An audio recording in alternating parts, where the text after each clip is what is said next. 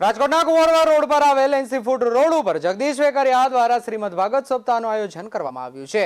અનેક સંતો મહંતોએ પણ આ ભાગવત સપ્તાહમાં હાજરી આપી હતી। સાથે સાથે ખોડલધામ ટ્રસ્ટના પ્રમુખ નરેશભાઈ પટેલ, ખોડલધામ ટ્રસ્ટના ટ્રસ્ટી ભરતભાઈ પીપળિયા પણ વીએમ પટેલ, પ્રવીણભાઈ આંબલિયા તથા ખોડલધામ ઈષ્ટના સ્વયંસેવકો હાજર રહ્યા હતા। આ શ્રીમદ ભાગવત સપ્તાહમાં હાજરી આપી હતી। ત્યારે આ શ્રીમદ ભાગવત સપ્તાહમાં સાથે સાથે એક માનવ સેવાનું પણ કાર્ય કરવામાં આવી રહ્યું છે। રાજકોટ તેમજ સમગ્ર સૌરાષ્ટ્રના કેન્સરના દર્દીઓ માટે વરદાનરૂપ હોસ્પિટલ આગામી દિવસોમાં ખોડલધામ ટ્રસ્ટ બનાવવા જઈ રહ્યું છે।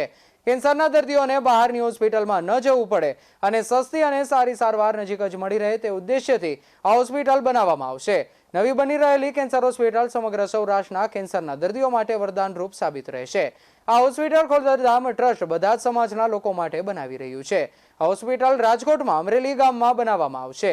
ત્યારે જે લોકો તન, મન, ધન અને જનનું દાન કરે છે, પ્રકૃતિ તેમને બદલામાં કંઈક ને કંઈક ભેટ આપે છે।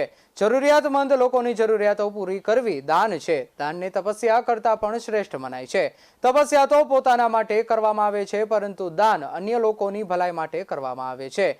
ત્યારે આપણને અખંડ ભારત અપાવનાર અને ભારત દેશની આઝાદીના લડવૈયા સરદાર પટેલે કહ્યું છે કે બીજા શું કરે છે તે સામું ન જોવું, પણ મારી શી ફરજ છે તે વિચારનાર અને જીવનમાં ઉતારનાર મહાન બને છે।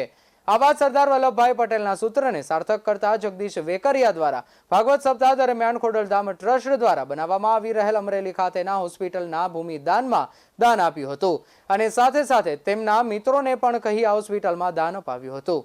સાહિલ સપા સાથે મિત ભાણી, BS9 TV ન્યૂઝ, રાજકોટ।